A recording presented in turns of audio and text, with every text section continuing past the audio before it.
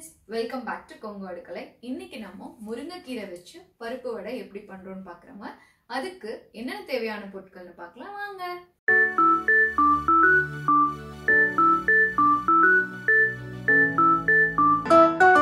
இப்போ இந்த வடை பண்றதுக்கு ஊற வைக்கிற பொருட்கள் என்னென்னு பார்த்துடலாங்க. ஃபர்ஸ்ட் கடலை பருப்பு இந்த கப்பில் 3/4 கப் அளவு நம்ம எடுத்திருக்கோம். இதுக்கு நீங்கள் பட்டாணி பருப்புன்னு கிடைக்கும். அது கிடைச்சா அது கூட நீங்கள் இந்த பருப்பு வடைக்கு யூஸ் பண்ணலாம். அப்படி இல்லை அப்படிங்கிற பட்சத்தில் கடலை பருப்பு எடுத்துக்கோங்க. 3/4 கப் அளவு நான் எடுத்திருக்கேன். அது கூட நீங்கள் துவரம் பருப்பு பார்த்தீங்கன்னா 1 டேபிள் ஸ்பூன் அளவு ஆட் பண்ணிக்கோங்க. நிறையா சேர்த்தாதீங்க துவரம் பருப்பு.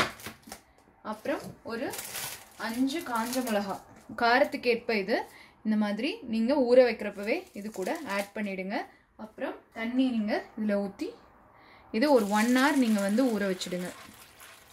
ஒரு கையளவு நான் முருங்கைக்கீரை உருவினது எடுத்து வச்சுருக்கேன். இது நீங்கள் கட் பண்ணணும்னு இல்லை, அப்படியே முழுசாக கழுவி எடுத்து வச்சுக்கோங்க.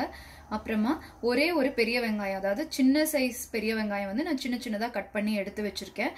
அப்புறம் நம்ம ஊற வச்சு எடுத்துக்கிட்ட வடைப்பருப்பு அது கூட நீங்கள் இப்போ என்ன பண்ண போகிறீங்கன்னா இந்த ஒரு துண்டு இஞ்சி இவ்வளோதான், இந்த அளவுக்கு எடுத்துக்கோங்க. அப்புறம் இந்த ஒரே ஒரு டேபிள் ஸ்பூன் அளவு சோம்பு எடுத்துக்கோங்க. இது ஃப்ளேவர் நல்லாயிருக்கும். இதுவும் நம்ம இந்த அரைக்கிறது கூட சேர்த்து இதை அரைச்சி எடுத்துக்கோங்க. உப்பு போட்டு அரைக்கக்கூடாது, எப்போவுமே தண்ணி விட்டுரும். அதனால நீங்கள் முடிஞ்ச அளவுக்கு தண்ணி வடித்து எடுத்துருக்கீங்க. அரைக்கிறப்ப தண்ணி பத்தலைங்கிற சமயத்தில் 2 ஸ்பூன் அளவு விட்டுட்டு நீங்கள் அரைச்சிக்கலாம். அப்புறம் உப்பு தேவையான அளவு. வடைக்கு அரைச்சி எடுத்துக்கிட்டாச்சு. இந்த மாதிரி கொரன்னு கொஞ்சம் அரைச்சி எடுத்துக்கோங்க. எப்போவுமே பருப்பு வடை பண்ணுறதுனா நைஸாக நீங்கள் அரைக்கக்கூடாது. இதில் நம்ம அரைச்சதுக்கப்புறம் நம்ம செய்யறப்ப தான் நீங்கள் கொஞ்சம் நம்ம எடுத்து வச்சிருந்த வெங்காயத்தை சேர்த்துக்கோங்க. அடுத்தது நம்ம எடுத்து வச்சிருந்த கீரையும் சேர்த்துக்கோங்க. அப்புறம் தேவைக்கேற்ப அளவு உப்பு சேர்த்துக்கோங்க. இதை நல்லா கலக்கிக்கோங்க. இப்போ பாருங்க எண்ணெய் நல்லா காஞ்சிருச்சு.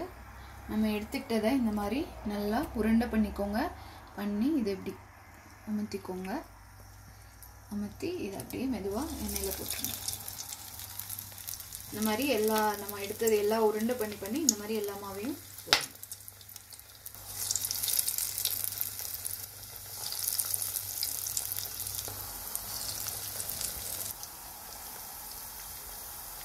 இப்போ நீங்கள் இதை மெதுவாக திருப்பி போட்டுக்கோங்க.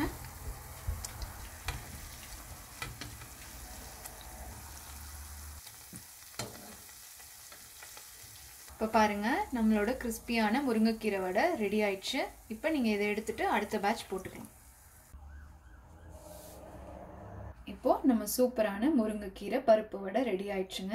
இது பாருங்கள் எவ்வளோ கிறிஸ்பியாக இருக்குன்னு பாருங்கள். உங்களுக்கு ரொம்ப கிறிஸ்பியாக இந்த மாதிரி வருங்க. ஸோ நீங்கள் இது கண்டிப்பாக ட்ரை பண்ணி பாருங்கள். ஹெல்த்தியும் கூடங்க. டிப் ஆஃப் த டேங்க, நம்ம பருப்பு வடை பண்ணுறப்போ எப்போவுமே தண்ணி கரெக்டாக ஊற்றி அரைப்போன்னு இல்லை. யாராவது ஃபர்ஸ்ட் டைம் ட்ரை பண்ணுறவங்க தண்ணி ஜாஸ்தி ஆயிடுச்சு அந்த மாதிரி சமயத்தில் என்ன பண்ணலான்னா, நீங்கள் பருப்பு வடை அந்த மாவை எடுத்துட்டு ஒரு உருண்டையாக பிடிச்சிட்டு அதே நீங்கள் ஒரு காட்டன் துணி எடுத்துக்கோங்க. அதில் ஃபஸ்ட்டு தட்டி நீங்கள் வடை ஷேப் பண்ணுவீங்கள்ல, அதே மாதிரி அதில் வச்சு தட்டி ஒரு 5 minutes அப்படியே விட்டுருங்க. அந்த தண்ணி எல்லாம் அப்சர்வ் ஆகிடும். அதுக்கப்புறம் உங்களுக்கு வடை ரொம்ப அழகாக வருங்க. இந்த முருங்கைக்கீரை பருப்பு வடை ரெசிபி உங்கள் எல்லாத்துக்கும் பிடிச்சிருக்கும்னு நினைக்கிறேன். கண்டிப்பாக நீங்கள் எல்லாரும் முருங்கைக்கீரை போட்டு ட்ரை பண்ணி பாருங்கள்.